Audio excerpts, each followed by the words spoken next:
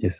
Earlier, we have talked about test activities, right? So, what is called test design, test maintenance, and testing phase. And I hope now you can recollect the difference between design development phase and testing phase. And if we are shifting from like translating or shifting from the stage, like from design development phase to testing phase, what are the things that has to be done? That is the next one. So the next topic will be white box testing and black box testing. So in this session, we will be talking in detail about white box testing and black box testing. So as the name itself, like white box testing, you can be aware that will not be. I need to check the complete details. You can call as like a glass. So you will be knowing about the internal implementation.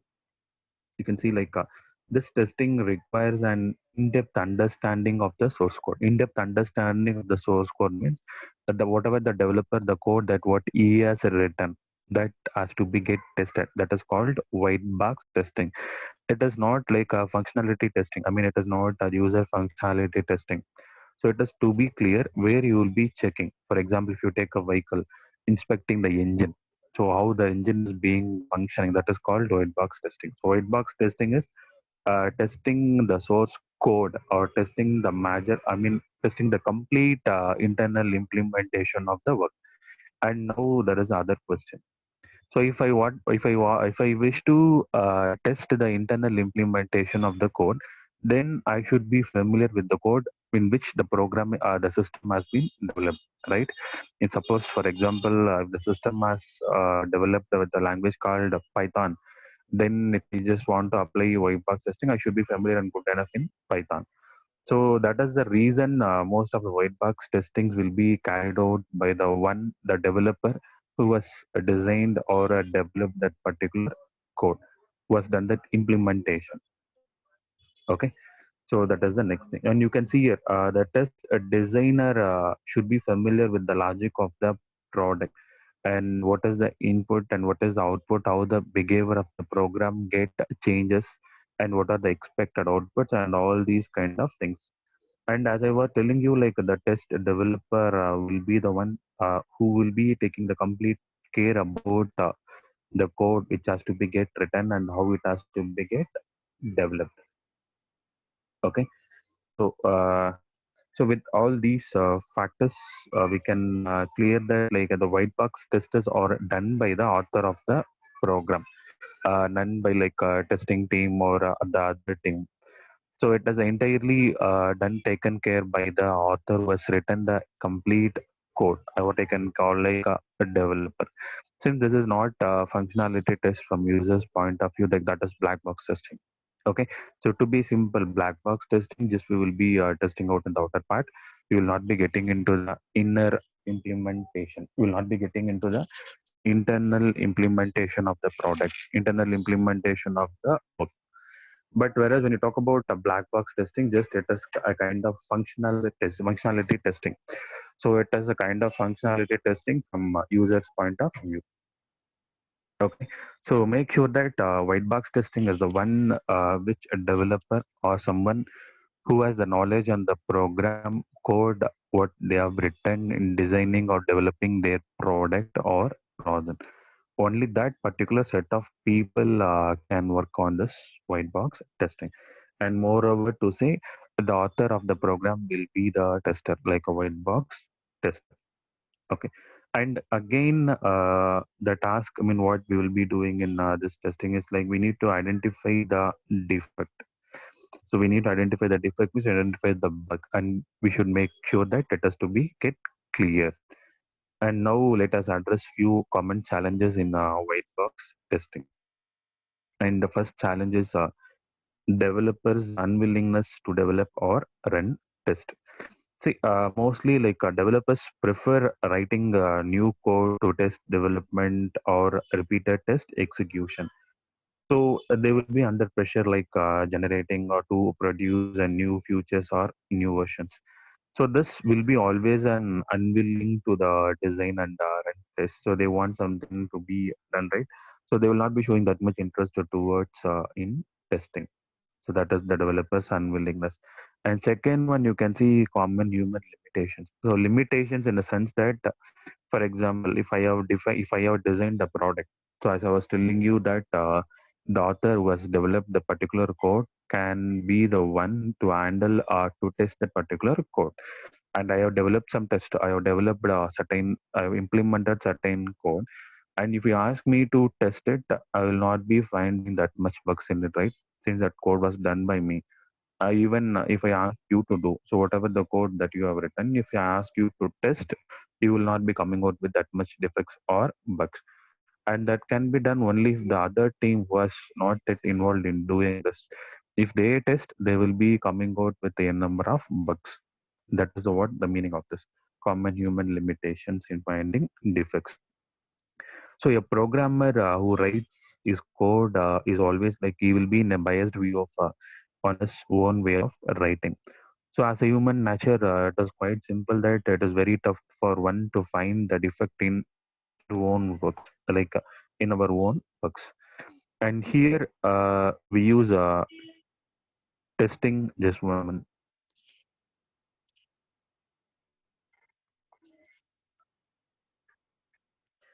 So here, I mean that almost test is to uncover the defects in one's own product. For that only we do testing, right? To uncover the defects in one's own product. But as human nature, we will not be able to recover or to find the errors in our own work what we have done. But if we ask, I mean, if we get some other works, and if we ask to find the defects in that product or that project, we will be happy to do it. And the third challenge, combinatorial explosion of possible paths and time constraints. See, the number of paths that exist in a program are always potentially infinite. So all these paths like would be a huge drain on time. And what is the challenge here is it lies in like finding a reasonable subset of large number of paths. Okay, so this is about this combinatorial explosion of possible paths and time constraints. To be short, how am I going to combine the multiple paths? How I'm going to identify all the possible paths in the given time constraint? Again, the time constraint plays a major role. And the last one, relating usage paths to code paths and prioritizing. So as I was telling you that the developer looks at the code as a set of paths that he has to exercise or traverse. And he will not be able to visualize the common usage patterns of like from users' point of view. And you should have heard about two things called PERT and CPM. I mean to say, program evaluation and review technique and critical path method. So these two shall be applied in most of the cases.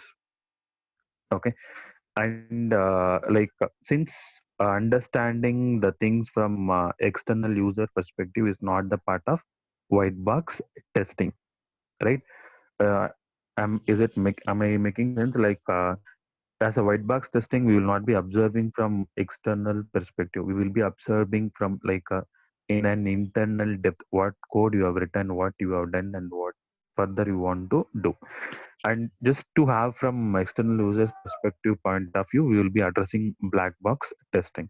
So the next one will be black box testing. Okay, and let me tell you the major things or major differences between this black box testing and white box testing. So as of now, we were talking about white box testing, right? So white box testing is something where I need to go for an in-depth understanding. I mean, I will be testing the internal implementation of the source code. I need a good in-depth understanding about what they have done. If I just want to do white box testing, I need to understand what the product they have developed or what is the source code that they have written. That will be known only by the developer. So the developer or the one who has written the code will be the tester, will be the white box tester.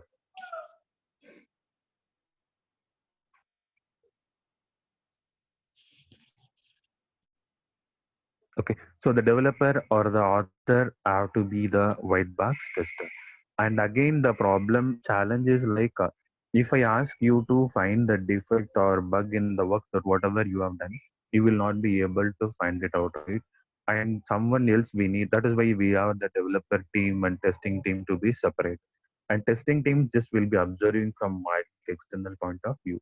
But this is almost related to the developer team, like white box testing. And to address this, we will be having the next testing called black box testing. You can see external perspective, the term, right? So the primary, what I can call like the disadvantage of white box testing is that if I want to do certain apply white box testing, I should have knowledge on the program code, or what I can call like I should be doing it from the developer's perspective or from developer's point of view. But that is not a part of like a functionality, testing the functionality from user's perspective. And testing the functionality from user's perspective will be black box testing. Okay, so black box testing will look at the product as a black box. So that is which will test the behavior as per the specifications. And like it is an attempt to identify from an external perspective and to make sure that are there any deviations from the expected behavior of the product. And let us see some approaches. I mean to say approaches to design black box testers. And here you can see two approaches which has been represented for to design black box test. And first approach is from the requirement specification. So where you will be dividing the product. I mean the product will be broken down into few.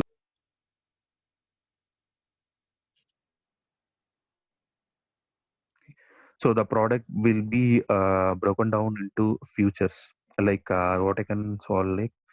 So where you need to identify the distinct future of the product. Okay. And since black box testing is like conscious only related to what the functionality, we will not be focusing on what the program source, what the program code. We will be just observing the external behavior of the product and not at the implementation of the source file. Okay. So you should clearly understand that we will be in black box testing, we will be just observing from we will be testing the external behavior of the product. And only white box testing, we will be looking on the implementation of the source file. And for each future, whatever the future that you identified, like once your project has broken down into module, for each future, we need to a test. We need to have test for functionality.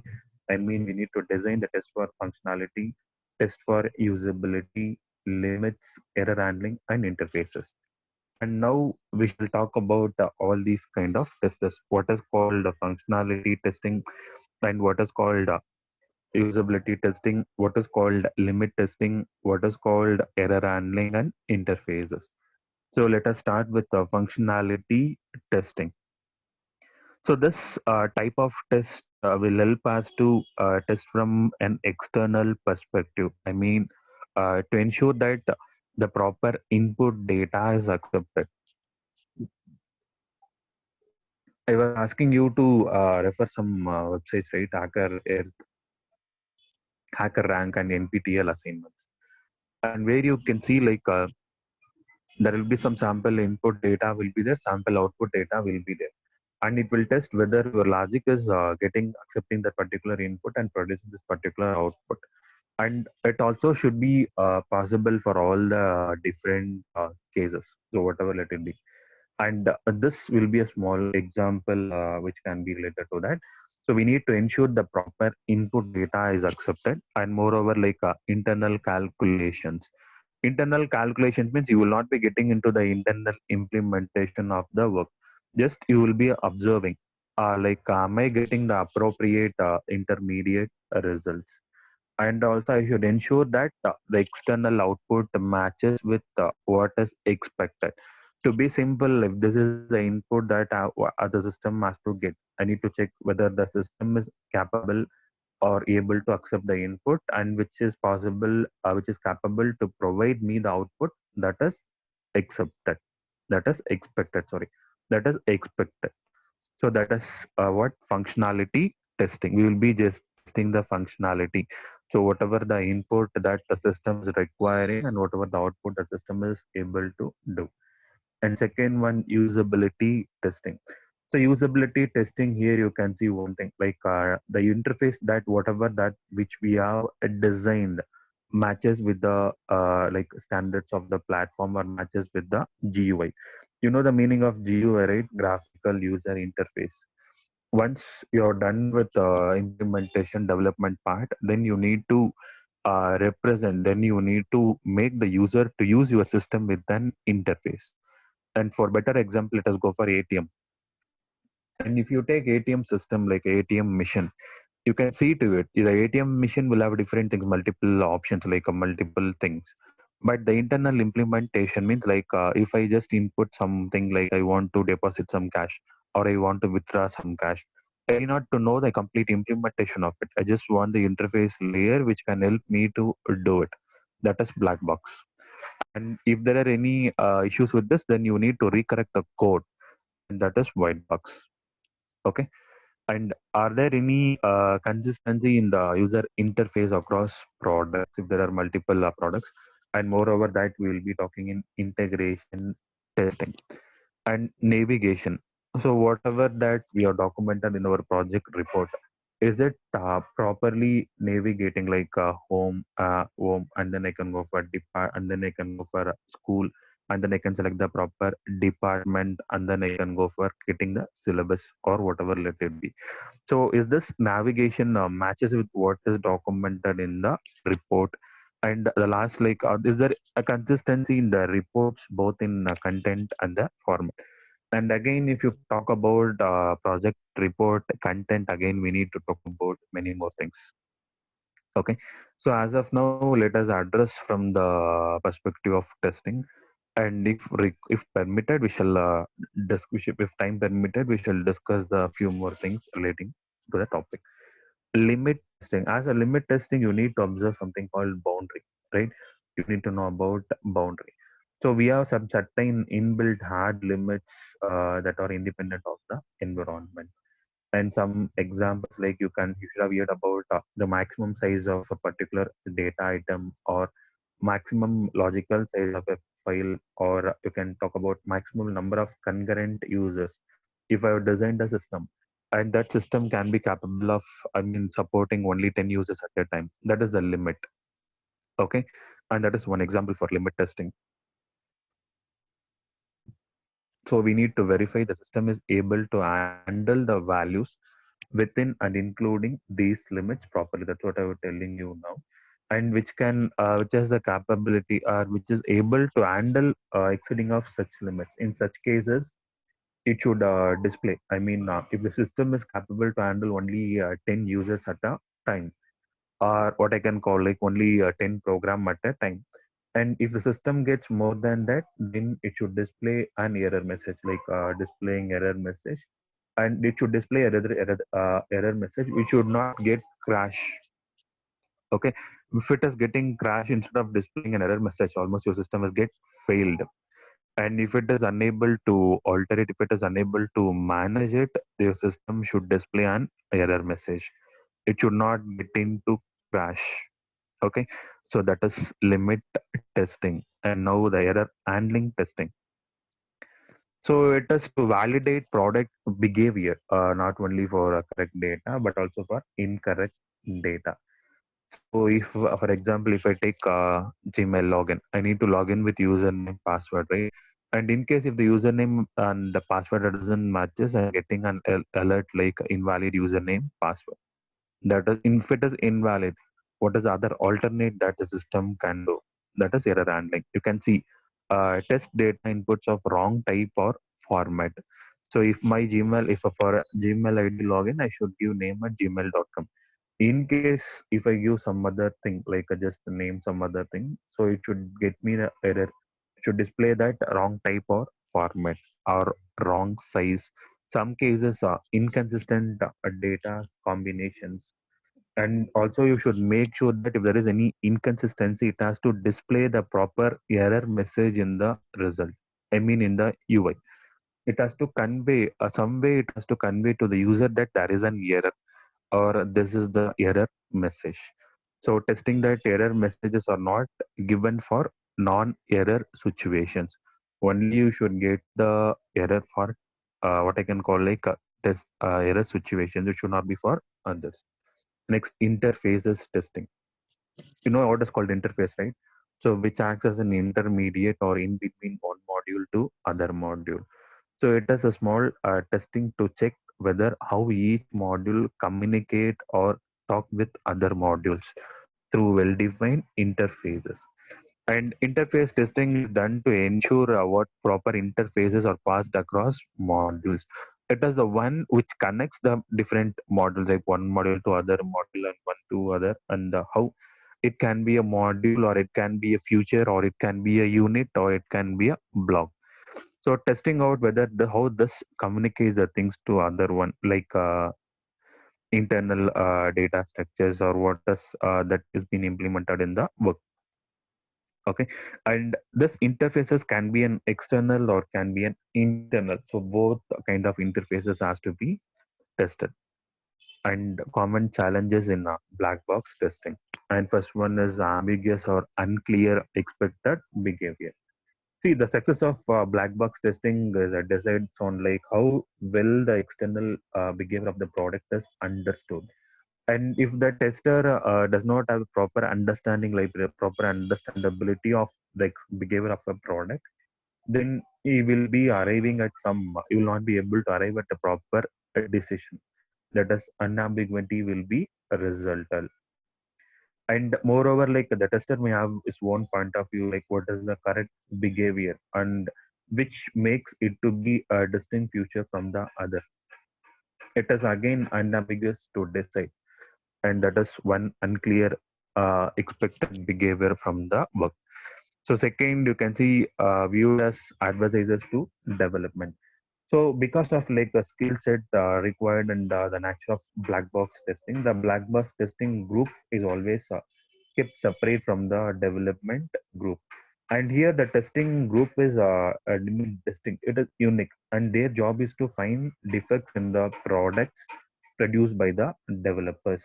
And here there is a possibility of, I mean, the two groups like looking one and the other like adversaries. That is why the adversaries to development. And in handling this black box testing, how this certain kind of problem shall be solved, that we will be talking in the next topic. And relating common usage patterns and prioritizing. The same challenge we have addressed in white box testing. I hope you remember it, right? The same challenge you addressed in white box testing. And when the product has been observed or been viewed, pointed out from external perspective, you should have observed some usage patterns are possible. And if one way to test all the possible scenarios, it will be always time consuming and expensive. And here the challenge lies in how you are prioritizing and ensuring all the modules or all the patterns or all the units has been tested and documented. And that is common challenge in block that is called black box testing. And the next, integration testing. And let me give an introduction to integration testing, and we shall discuss in detail about this if possible by today or tomorrow. So integration testing, you know what is mean of integration, right? Integrating one with the other, or integration like having one module and with the other integrating the other module. So black box testing tests the functionality and external behavior, whereas white box testing tests the internal implementation of the work. So how the product behaves as like an whole by interaction between various modules or features.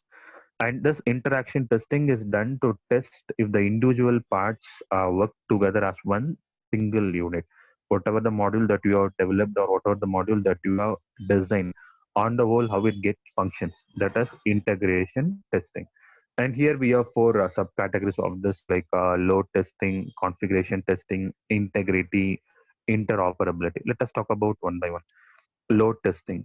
So it is subjected to like the product to a normal load and abnormal workload, how the system reacts to it. And if in case if the system gets some abnormal workload, there should not be any adverse side effects, or what I can call like adverse effects. Like when there are more number of users, whatever the system can capable to handle, it should not result in crash.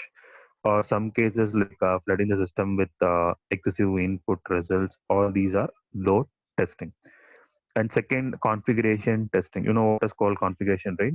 So every product should have the specification of hardware configuration that it runs under. So configuration testing means of running the software product under various combinations of these configurations and making sure that it supports the configuration for whatever that is designed or developed. And if it has a capability to get handled, to get involved in all different configurations, then that is different. And integrity testing. So, regardless of the things like whatever that go wrong with the environment, the product should not compromise the integrity of data, whatever that it's handles. Like, for example, there should be an adequate protection and recovery from events like power failure, media crashes. And the main aim or the goal of integrity testing is to test, I mean, aimed at testing features like recovery, authentication, etc. All these are integrity testing. And the last one,